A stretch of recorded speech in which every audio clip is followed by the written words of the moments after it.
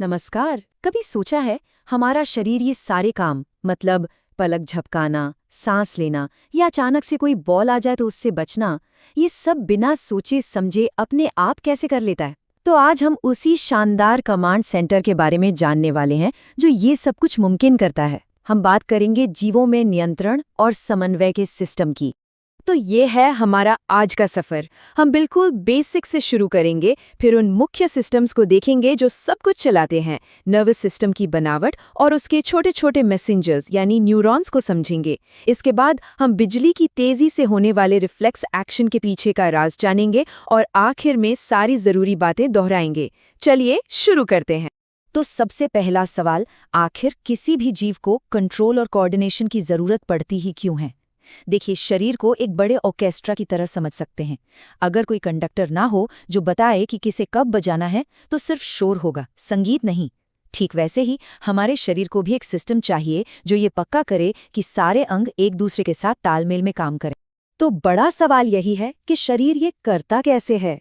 मतलब एक साधारण सी पलक झपकाने से लेकर मैराथन में दौड़ने तक हर चीज को इतनी सटीकता से कैसे मैनेज कर लेता है? यही वो पहेली है जिसे हम आज सुलझाने वाले हैं। इस कमाल के काम को पूरा करने के लिए जानवरों में दो बहुत ही शानदार सिस्टम्स एक साथ काम करते हैं। आइए इन दो मुख्य खिलाड़ियों पर एक नजर डालते हैं। तो ये है हमारे शरीर के दो कंट्रोल मस्ट माइंड्स। एक तरफ तो है हमारा नर्वस सिस्टम, मतलब तंत्र का तंत्र, जो बिल्कुल बिजली की रफ्तार से काम करता है, इलेक्ट्रिकल सिग्नल भेजकर। और दूसरी तरफ थोड़ा धीमा पर उतना ही जरूरी है हमारा एंडोक्राइन सिस्टम, यानी अंतःस्रावी तंत्र। ये हार्मोन्स नाम के केमिकल मैसेंजर्स को खून के जरिए भेजता है। अच्छा, आज हम फोकस करेंगे स्पीड के बादशाह पर, यानी कि हमारे तंत्र का तंत्र पर। बस एक पूरी तस्वीर दिमाग में रहे इसलिए बता रहा हूं कि अंतःस्रावी तंत्र में ये सभी ग्रंथियां होती हैं, जैसे पीयूष ग्रंथि, जिसे मास्टर ग्लैंड भी कहते हैं, और थायराइड। हम इनके बारे में किसी और विश्लेषण में विस्तार से बात करेंगे, पर यह जानना जरूरी है कि ये कोऑर्डिनेशन टीम का दूसरा आधा हिस्सा है। ठीक है, तो अब जूम इन करते हैं तंत्रिका तंत्र पर। इसे शरीर का इंफॉर्मेशन सुपर हाईवे समझिए। पर सवाल ये है कि ये हाईवे बना कैसे है? असल में तंत्रिका तंत्र कुछ खास सेल्स का, जिन्हें हम न्यूरॉन्स कहते हैं, एक बेहद जटिल नेटवर्क है। ये न्यूरॉन्स ये पूरे शरीर में बिजली के तेजी से इलेक्ट्रिकल सिग्नल या इम्पल्स भेजकर जानकारी का आदान प्रदान करते हैं। अब ये जो विशाल नेटवर्क है ना, इसे बड़ी चालाकी से दो मुख्य हिस्सों में बांटा गया है। पहला है केंद्रीय तंत्रिका तंत्र यानी सीएनएस, जिसमें हमारा दिमाग और रीढ़ की हड्डी यानी मेरुरज्जु आते हैं। ये हमारा कमांड सेंटर है।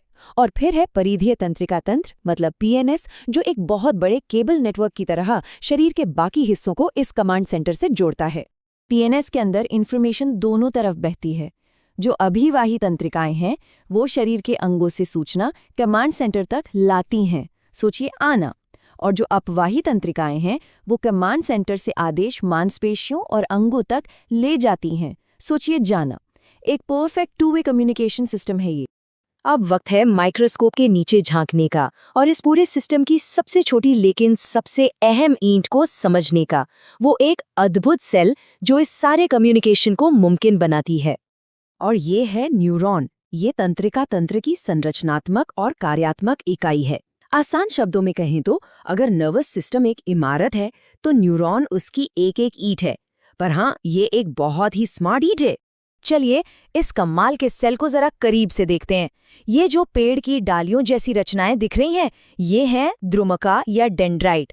ये एंटेना की तरह सिग्नल को पकड़ती हैं। जो मेन हिस्सा है वो है कोशिकाएं, जिसके अंदर न्यूक्लियस होता है।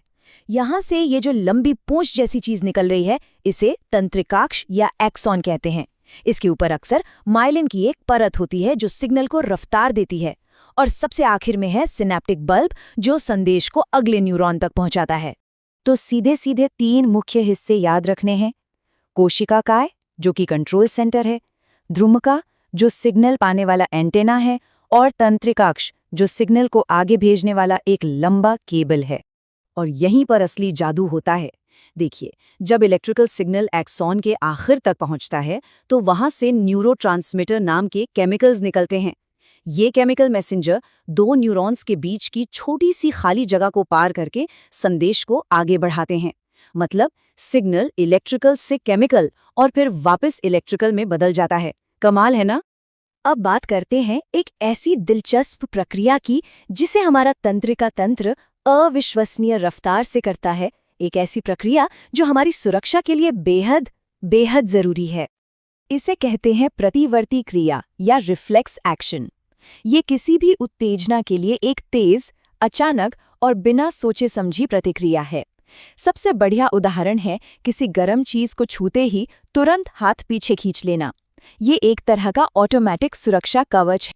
और रिफ्लेक्स के दौरान ये जो नर्व सिग्नल हैं, ये जिस रास्ते पर सफ़र करता है उसे प्रतिवर्ती चाप या रिफ्लेक्स आर्क कहते हैं। ध्यान रहे, ये खुद एक्शन नहीं है, बल्कि वो खास न्यूरल रास्ता है जिस पर सिग्नल दौड़ता है। चलिए इस रास्ते को स्टेप बाय स्टेप देखते हैं। मान लीजिए उत्तेजना है गर्मी। इसे त्वचा में मौजूद रिसेप्टर्स महसूस करते हैं। सिग्नल बिजली की तेजी से मेरुरज्जु तक पहुंचता है। मेरुरज्जु तुरंत मांसपेशी को आदेश भेजता है और प्रतिक्रिया में हाथ पीछे हट जाता है। पता है, ये सब कुछ पलक झपकने से भी कम समय में हो जाता है। और देखिए, यही है सबसे जरूरी बात। रिफ्लेक्स एक्शन को ना दिमाग कंट्रोल नहीं करता, बल्कि मेरुरज्जु यानी हमारी स्पाइनल कॉर्ड कंट्रोल करती है। अब सवाल है, ऐसा क्यों?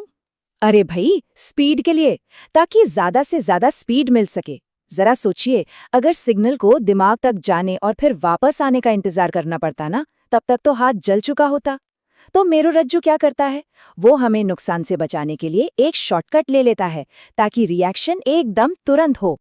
ये टेबल सब कुछ एकदम साफ कर देती है। जो ऐच्छिक क्रियाएं हैं, जैसे चलना, उन्हें अग्र मस्तिष्क कंट्रोल करता है।